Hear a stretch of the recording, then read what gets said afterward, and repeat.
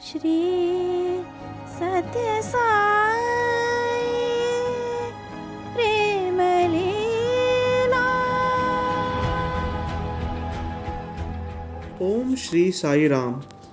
श्री सत्य साई प्रेम लीला 96 years of supreme love। परिवर्तन ही संसार का नियम है। मानव जन्म का उद्देश्य मानव से माधव बनना है और इस प्रक्रिया को परिवर्तन ऐसा कहा जाता है। इस प्रक्रिया में हमें सबसे महत्वपूर्ण भूमिका निभाने के लिए भगवान का आशीष और उनकी कृपा प्राप्त होती है।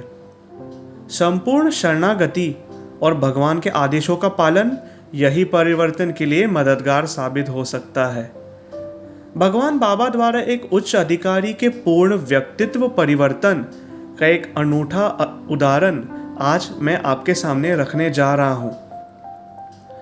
ये कहानी है लक्ष्य कुमार की। लक्ष्य कुमार एक बहुत ही होनहार और काबिल व्यक्ति थे जिन्होंने 3 विषयों में मास्टर्स की डिग्री हासिल की थी। वे अरुणाचल प्रदेश के एजुकेशन डिपार्टमेंट में एक उच्च पद पर कार्यमान थे, पर वे बहुत ही अभिमानी और घमंडी व्यक्ति होने के कारण उन्हें अक्सर गुस्सा आता था और अपने अधीन काम करने वाले कर्मचारियों को बहुत बार कड़ी से कड़ी सजा देने से वे कभी नहीं कतराते थे। लक्ष्य कुमार ने एक बार प्रख्यात पत्रिका the illustrated weekly off India में भगवान श्री सत्य साई बाबा पर लेख पढ़ा और उनकी एक तस्वीर भी देखी, परंतु उनके मन पर इसका कोई भी सुप्रभाव नहीं पड़ा। अतः जब उन्हें डाक द्वारा भगवान की 3 किताबें the life of Baba, lectures given by Sai Baba to students और a collection of Sai Baba saying उनको मिली, तब लक्ष्य कुमार ने उनको पढ़ना ज़रूरी नहीं समझा और उन्होंने ये किताबें अपने बुक शेल्फ में रख दी। लक्ष्य कुमार पुरातन संस्कृत व्याकरण पढ़ने के बहुत ही शौकीन थे। वे आधी रात को उठकर अपनी पसंदीदा किताबें पढ़ते थे। उन्होंने महर्षि पाणिनि, जो व्याकरण के जनक माने जाते हैं, उनके द्वारा कृत अष्टाध्यायी बहुत रुचिकर लगता था और वो घंटों अपने बंगले के शांत वातावरण में इस कृत का पठन करते थे। एक रात जब वे अपनी पसंदीदा किताब पढ़ ही रहे थे तो एक अनुच्छेद को समझना कठिन हो रहा था। तब वे आंखें बंद करके अब एक विषय पर ध्यान केंद्रित कर ही रहे थे तो कुछ क्षण पश्चात जब उन्होंने अपनी आंखें खोली तो अपने साथ में श्री सत्य साई बाबा को कुर्सी पर बैठे पाया। भगवान बाबा अपने गेरुआ वस्त्र, बड़े बाल और मनमोहक मुस्कान के साथ उन्हें देख रहे थे। अजीब है कि लक्ष्य कुमार भगवान बाबा को अपने सामने पाकर ना डरे ना वे हैरान हुए। बहुत आराम से भगवान को देख रहे थे और पूछना चाह रहे थे कि आप कौन हैं, परंतु लक्ष्य कुमार के बोलने से पहले ही भगवान ने उन्हें दिलासा देते हुए कहा, घबराओ नहीं, मैं तुम्हारे साथ हूँ। और बाबा ने ये वाक्य फिर से दोहराया। अजीब है कि लक्ष्य कुमार भगवान बाबा को अपने सामने पाकर ना तो डरे ना वे हैरान हुए। बहुत ही आराम से भगवान को देख रहे थे और पूछना चाह रहे थे कि आप कौन हैं, परंतु लक्ष्य कुमार को बोलने से पहले ही भगवान ने उन्हें दिलासा देते हुए कहा, घबराओ नहीं, मैं तुम्हारे साथ हूँ। और बाबा ने यह वाक्य फिर से दोहराया। लक्ष्य को बोलने का मौका ही नहीं दिया और कहा, मैंने तुमको कुछ किताबें भेजी थी, उन्हें पढ़ो।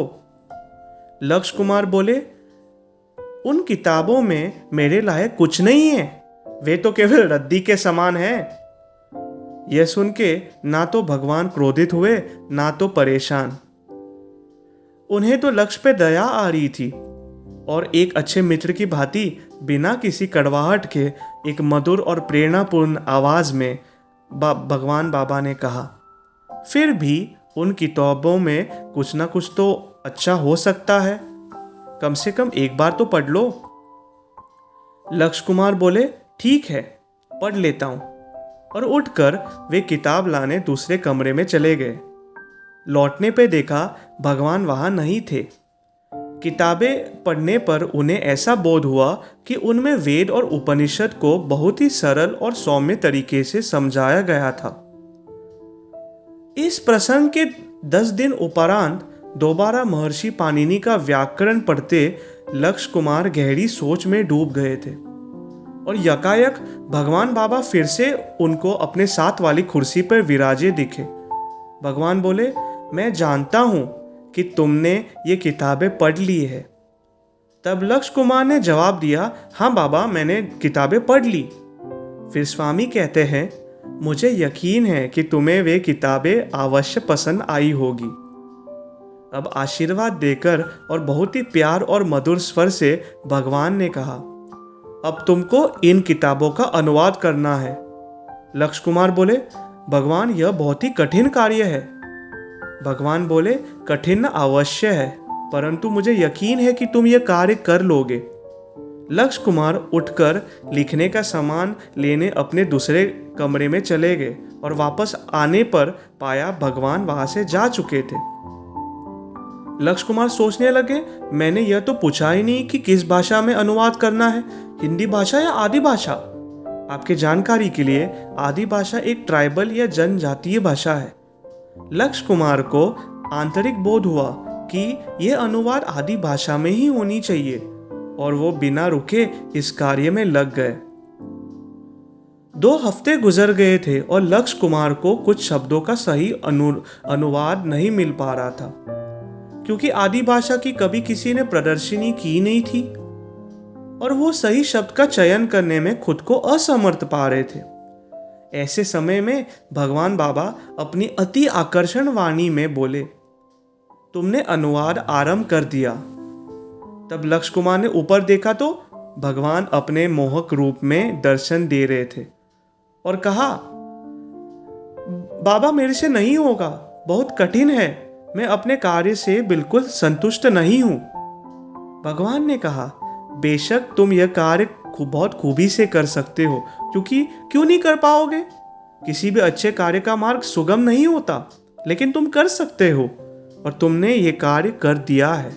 यह कहकर भगवान अंतर्धान हो गए। लक्ष्य कुमार को भगवान के वाक्यों से बहुत ही प्रेरणा मिली। उन्होंने पूरा अनुवाद 2 महीने में ही पूर्ण कर दिया।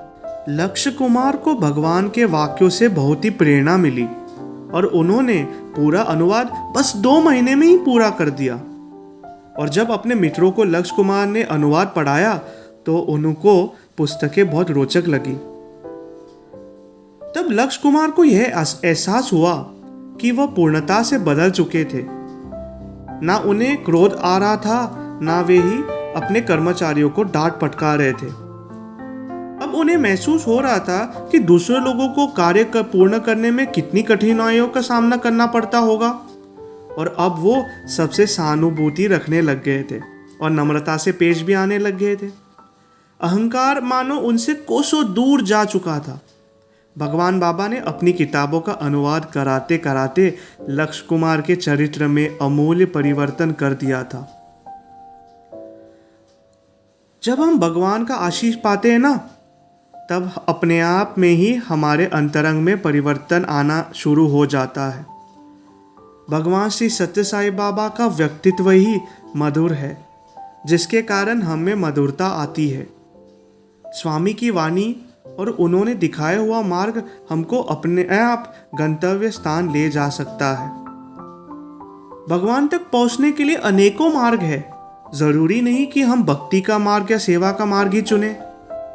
भगवान का दिया कार्य करने मात्र से ही उनकी अनुकंपा प्राप्त हो सकती है।